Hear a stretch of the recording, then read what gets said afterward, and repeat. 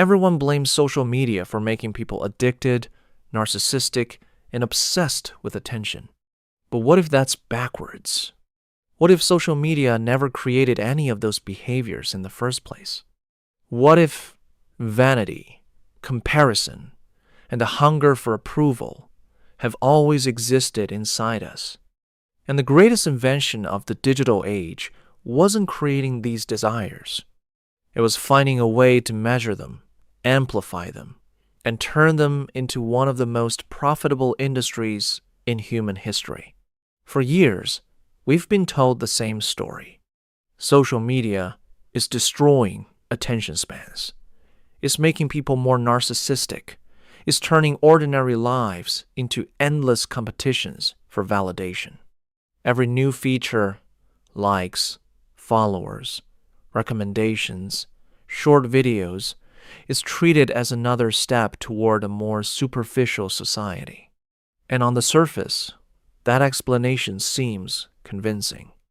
After all, it feels obvious that people today care more about appearances than ever before. We carefully choose photos before posting them. We rewrite captions until they sound intelligent. We compare our milestones with strangers we've never met. Sometimes we even measure the value of a moment by how well it performs on a screen instead of how it feels in real life. So, the conclusion appears inevitable. Social media changed us. It rewired our psychology. It made us addicted to attention.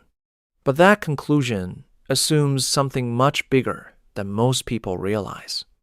It assumes that billions of people suddenly developed entirely new desires simply because a new technology appeared.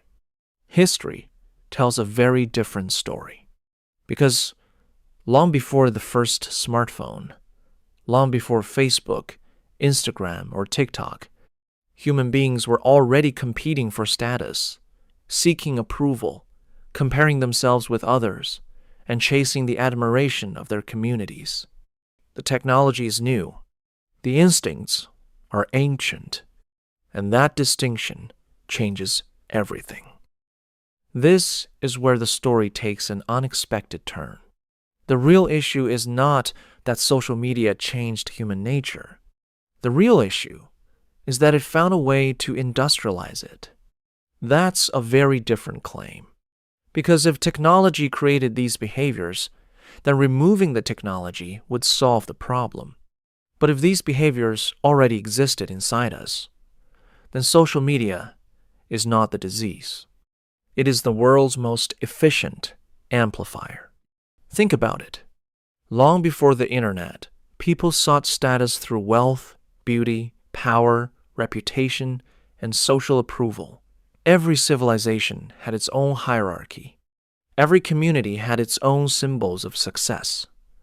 Every generation compared itself with the people around them.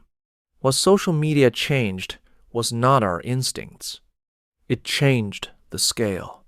For the first time in history, billions of human desires became visible, measurable, and instantly rewarded. Every like became a unit of approval. Every share became a signal of influence. Every follow became a measurement of status. And every second of your attention became data. What once happened naturally within small communities has now become a global system that operates every second of every day. The platform didn't invent the human need to be seen. It simply transformed that need into something that could be tracked, optimized, predicted, and ultimately monetized. This is Mind Over System, where we break down the hidden systems, incentives, and ideas that quietly shape the way we think, make decisions, and experience the modern world. To understand why social media became one of the most powerful forces in modern life, we have to go much further back than Silicon Valley. Long before algorithms existed, long before smartphones, long before the internet connected billions of people, Human beings were already running on a psychological operating system that had been shaped over hundreds of thousands of years. Our ancestors didn't live alone. They survived in tribes. And inside every tribe, one thing mattered almost as much as food: status. Not because status made people feel important, because status increased the chances of survival. A respected hunter was more likely to receive help during difficult times. A trusted member was more likely to find a partner. A valuable contributor was more likely to be protected by the group. Being accepted wasn't simply a pleasant feeling. It was insurance against death. That's why our brains evolved to become incredibly sensitive to social feedback. Approval felt rewarding. Rejection felt painful. Comparison became automatic. Not because humans were shallow, because evolution rewarded those who constantly paid attention to where they stood within the group. That ancient mechanism never disappeared. It simply adapted to every new civilization. Thousands of years later, kingdoms replaced tribes. Status was displayed through titles, land, family names, military achievements, or religious influence. Then came industrial society. Status shifted again. It became education, careers, income, neighborhoods, and material possessions. The symbols changed. The instinct never did. Every generation found new ways to answer the same invisible question: where do I stand compared to everyone else? This is why one of the biggest misunderstandings about social media is believing it somehow corrupted human nature. It didn't. If someone spends hours refreshing notifications, if someone constantly compares their life to strangers, if someone carefully edits every photo before sharing it, those behaviors may look modern, but the psychological engine driving them is ancient. The desire to be admired, the fear of exclusion, the search for belonging, the need to matter. These are not bugs introduced by technology. They are features installed by evolution itself. Social media simply inherited a brain that was already programmed to seek social signals. And then, something extraordinary happened. For the first time in human history, a technology emerged that could observe those instincts in real time. Not through surveys, not through interviews, but through billions of tiny decisions made every click, every pause, every swipe, every comment, every share. Human psychology was no longer something researchers could only study in laboratories. It became live data, continuously generated by billions of people without even realizing it. That was the moment social media stopped being just another communication tool. It became something humanity had never built before. A machine capable of learning directly from human nature itself. This is the point where most people get the story completely backwards. We often imagine algorithms as powerful systems that manipulate human behavior from above, as if they were designed with a perfect understanding of our minds from the very beginning. But that's not how they became so powerful. Algorithms didn't begin by understanding people. They learned by watching people. Every time you paused for an extra second, every time you clicked a headline, every time you replayed a video, every time you liked a photo, ignored a post, shared an opinion, or argued with a stranger, you weren't just using the platform. You were teaching it. Each action became a tiny lesson. On its own, one click means almost nothing. But multiply that by billions of people, across billions of interactions, every single day. And something remarkable begins to emerge. Patterns. Not your name, not your personality, patterns. The system doesn't need to know who you are. It only needs to recognize what people like you tend to do next. It learns which emotions keep people watching, which stories make them return, which images stop a scrolling thumb, which words trigger curiosity, which arguments generate outrage, which fears are impossible to ignore. Slowly, the algorithm becomes astonishingly good at predicting one thing: not what is true, not what is good, not what is meaningful, but what is most likely to hold your attention for just a little longer. And this is where an invisible feedback loop begins. You influence the algorithm influences you. Then your new behavior teaches the algorithm again, and the cycle repeats. Think about someone who casually posts a photo online. The photo receives far more attention than expected. Naturally, the brain notices the reward. The next photo becomes more carefully selected. The lighting improves. The caption becomes more thoughtful. The timing becomes more strategic. Not because anyone forced them to change, because every reward quietly teaches the brain what works. The platform observes those changes, rewards them again, and both sides continue learning from each other. This is no longer a relationship between a user and a tool. It becomes a relationship between two adaptive systems. One is biological. The other is computational. One learns through dopamine and emotion. The other learns through data and optimization. Neither completely controls the other. Yet together, they begin evolving in the same direction. Over time, this process doesn't simply change individual behavior. It starts changing cultural norms.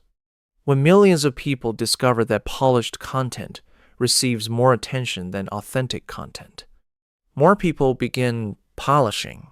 When confidence attracts more engagement than uncertainty, confidence becomes performance. When certainty spreads faster than nuance, nuance quietly disappears. No one gathers in a room and decides these new rules. No government announces them. No company writes them into law. They emerge naturally from billions of interactions feeding the same optimization system. This is one of the most important ideas to understand about the digital world. Social media doesn't need to tell you how to behave. It only needs to consistently reward certain behaviors. Eventually, people teach each other the rest. By the time a trend feels normal, no one remembers who started it, because the system itself has become the teacher. And perhaps the greatest illusion of all is believing the algorithm understands human psychology. It doesn't. It simply performs millions of experiments every second and remembers every outcome that successfully captured another moment of human attention. That is why it often knows what you will click before you do. Not because it understands your mind, but because millions of minds before yours have already shown it the pattern. At this point, a deeper question begins to emerge. If algorithms simply learn from human behavior, why do almost every major platform eventually evolve in the same direction? Why do Facebook, Instagram, TikTok, YouTube, X, LinkedIn, even platforms built for completely different purposes, gradually begin rewarding similar behaviors? More emotion, more certainty, more performance, more attention. The answer has very little to do with technology. It has everything to do with economics. Every platform may look different on the surface. Some are built around videos, others around photos. Some emphasize professional networking. Others focus on entertainment. But beneath those differences lies the same economic engine: human attention. In the industrial age, factories transformed raw materials into products. Steel became buildings.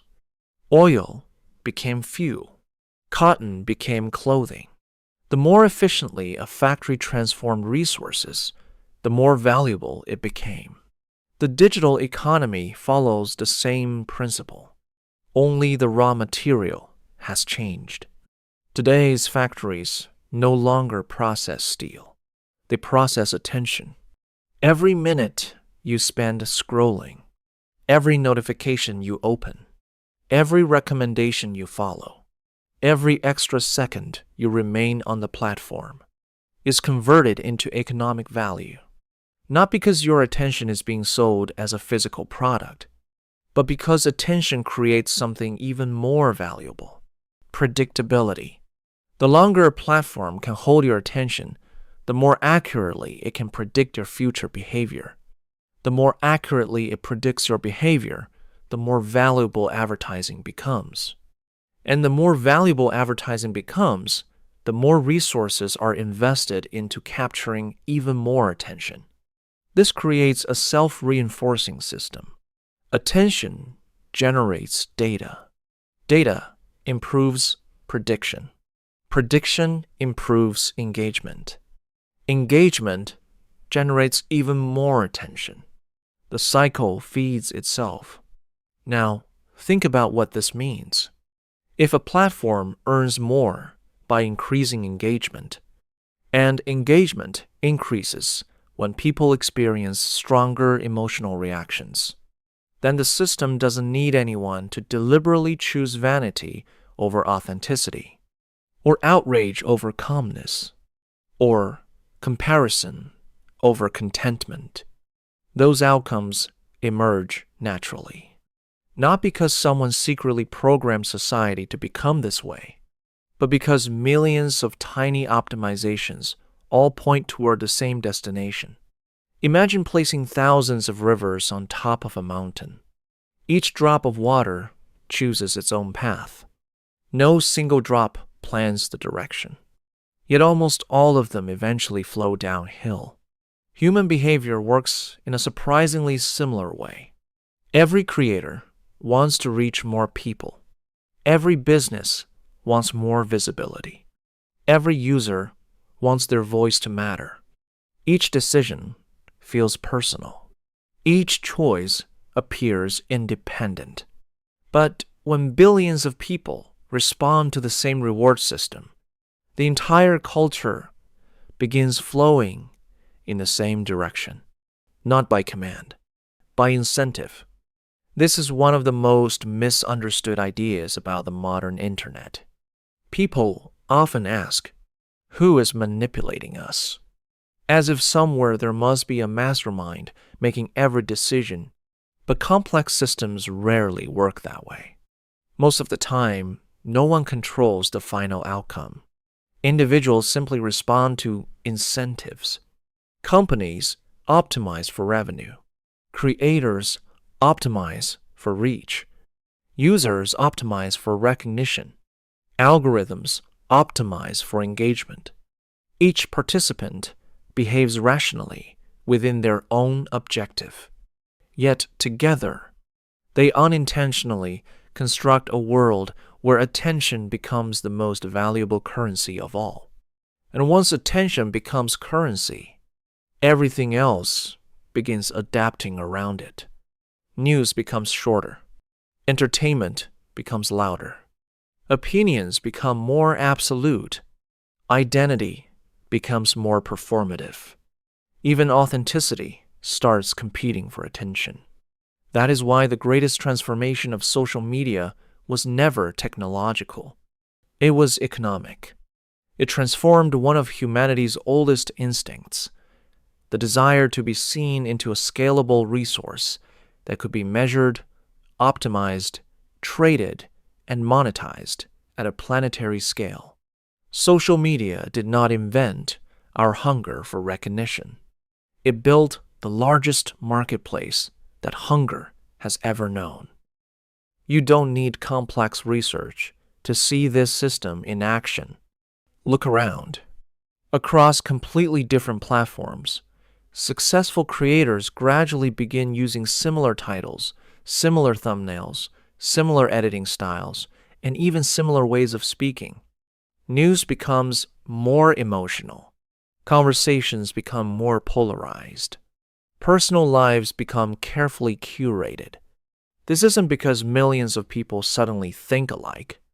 It's because they are responding to the same incentives.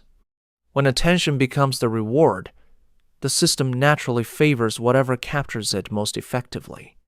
And when the same pattern appears across different platforms, industries, and cultures, it is no longer just a trend. It is evidence of a system shaping behavior at scale. Imagine two people starting their careers on the same day. The first spends years quietly building skills that few people notice. The second spends those same years learning how to attract attention online. At first, the difference is striking. One gains followers. The other gains competence. One becomes visible. The other becomes valuable. The problem begins when the audience mistakes visibility for value. And eventually, even the first person starts questioning their own path. Not because they've stopped growing, but because growth that isn't seen begins to feel like growth that doesn't exist. That may be the most subtle effect of social media. It doesn't just change what we look at.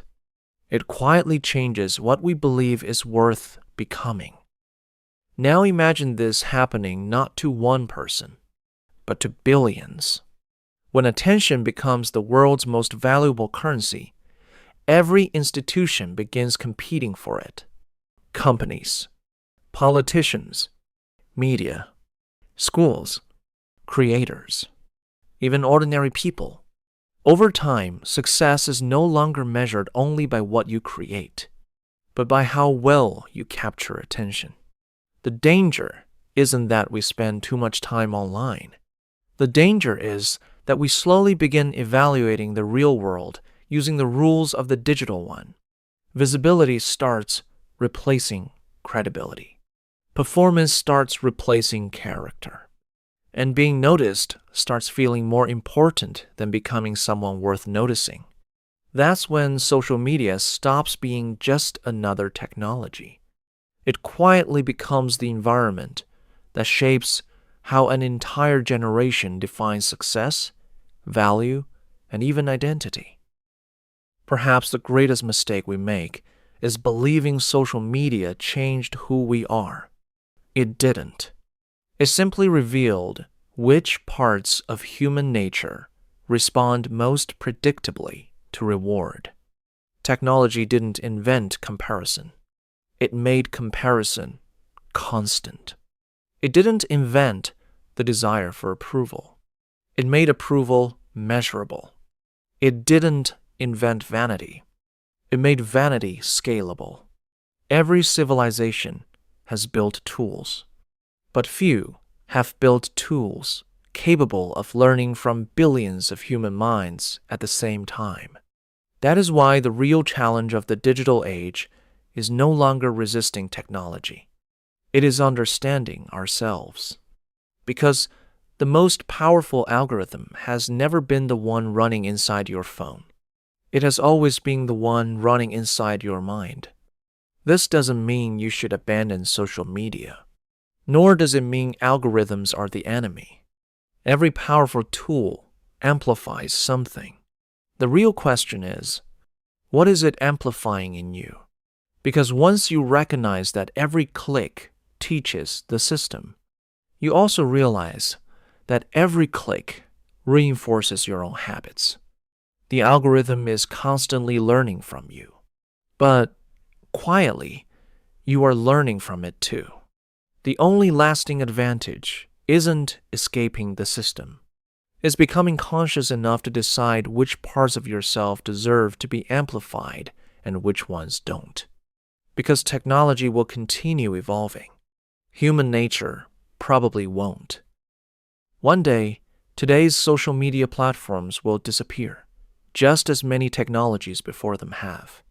But something far older will remain: the human desire to be seen, the human instinct to compare, the human search for meaning. The platforms may change. The algorithms will become smarter. But the most important question will stay exactly the same. When the world constantly rewards your attention, who, in the end, is shaping whom? Is technology rewriting human nature? Or has human nature been quietly rewriting technology all along? Because the answer to that question may determine not only how you use social media, but how you choose to live in every system that follows.